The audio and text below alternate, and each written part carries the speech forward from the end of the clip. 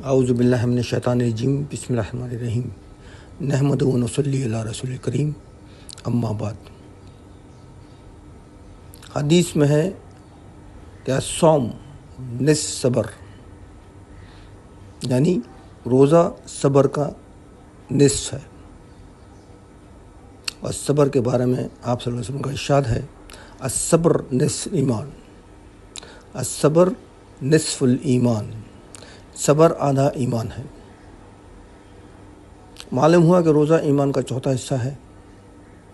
تمام عبادات میں صرف روزے کو یہ خصوصیت حاصل ہے کہ اس کی نسبت اللہ تعالیٰ کی طرف ہے۔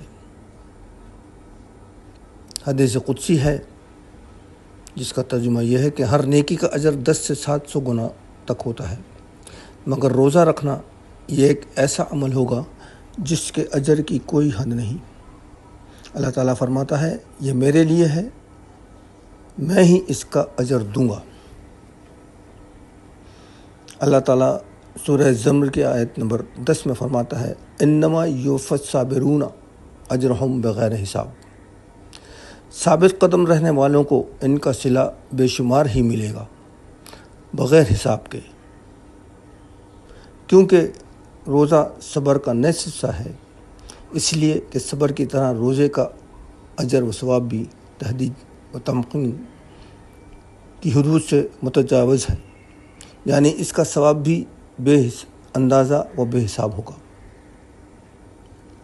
روزے کی فضیلت کے لیے حضرت صلی اللہ علیہ وسلم کے چند ارشادات۔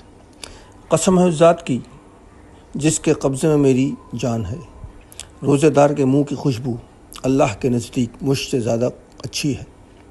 اللہ تعالیٰ کہتے ہیں کہ روزہ دار اپنی خواہش، اپنا کھانا اور پینا صرف میرے لیے چھوڑتا ہے، اس لیے روزہ میرے لیے ہے اور میں اس کا بدلہ دوں گا۔ اسی طرح آپ صلی اللہ علیہ وسلم فرماتے ہیں روزہ دار کا سونا بھی عبادت ہے۔ روزہ داروں کو دو خوشیاں حاصل ہوتی ہیں، ایک خوشی افطار کے وقت اور ایک خوشی اپنے رب سے ملاقات کے وقت۔ جب رمضان کا مہینہ آتا ہے تو جنت کے دروازے کھول دیے جاتے ہیں، دوزخ بند کر دی جاتی ہے، شیاطین کو بیڑیاں پہنا دی جاتی ہیں، اور ایک پکارنے والا اعلان کرتا ہے کہ خیر کے طلب کرنے والے آگے آ، خیر کے طلب کرنے والے آگے آ اور شر کے طلب کرنے والے بس کر۔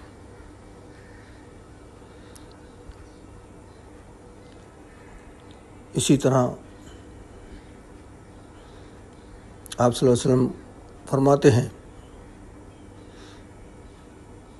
کہ اللہ تعالیٰ اپنے ملائکہ کے درمیان نوجوان عبادت گزار پر فخر کرتا ہے اور فرماتا ہے کہ اے جوان، میرے لیے اپنی شہوت چھوڑنے والے اور میرے لیے اپنی جوانی خرچ کرنے والے، تو میرے نزدیک میرے بعض فرشتوں کی طرح ہیں۔ روزے دار کے سلسلے میں اللہ تعالیٰ فرماتے ہیں کہ اے میرے فرشتوں، دیکھو اس بندے نے میرے لیے اپنی خواہش اور کھانا پینا سب کچھ چھوڑ رکھا ہے۔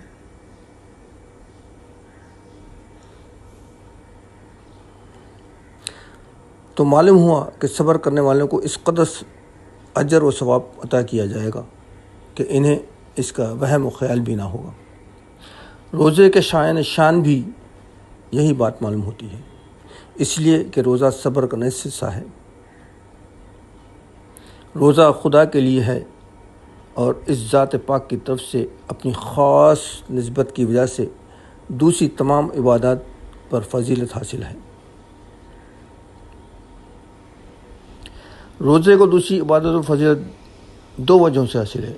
ایک وجہ تو یہ ہے کہ روزہ کھانے پینے اور جمع کرنے سے رکنے کا نام ہے۔ یہ تمام اعمال باطنی ہیں، ان میں سے کوئی عمل ایسا نہیں ہے جو آنکھ سے نظر آئے، باقی تمام عبادات نظر آنے والی ہیں۔ روزے کو خدا تعالیٰ کے علاوہ کوئی نہیں دیکھتا۔ اس کا مطلب یہ ہے کہ روزہ دار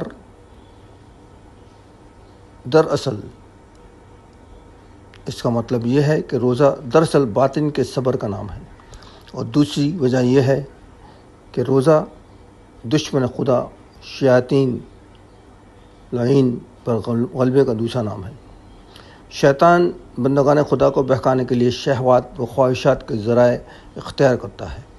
کھانے پینے سے ان شہوتوں کو قوت حاصل ہوتی ہے۔ حضرت صلی اللہ علیہ وسلم کا ارشاد ہے کہ شیطان ابن آدم کی رگوں میں خون کی طرح دوڑتا ہے، چنانچہ شیطان کی رگیں تنگ کرو، اور یہ تنگی بھوک سے پیدا ہوتی ہے۔ حضرت صلی اللہ علیہ وسلم نے حضرت عائشہ رضی اللہ عنہا سے فرمایا کہ اے عائشہ، جنت کا دروازہ کھٹکھٹاتی رہا کرو۔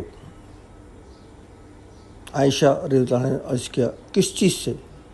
ارشاد فرمایا، بھوک سے۔ کیا فرمایا آپ نے؟ بھوک سے۔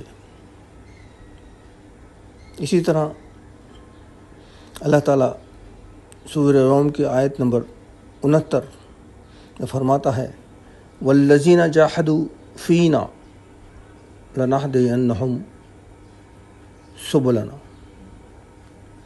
جو لوگ ہماری راہ میں مشقتیں برداشت کرتے ہیں، ہم ان کو اپنے قرب و ثواب یعنی جنت کے راستے ضرور دکھائیں گے۔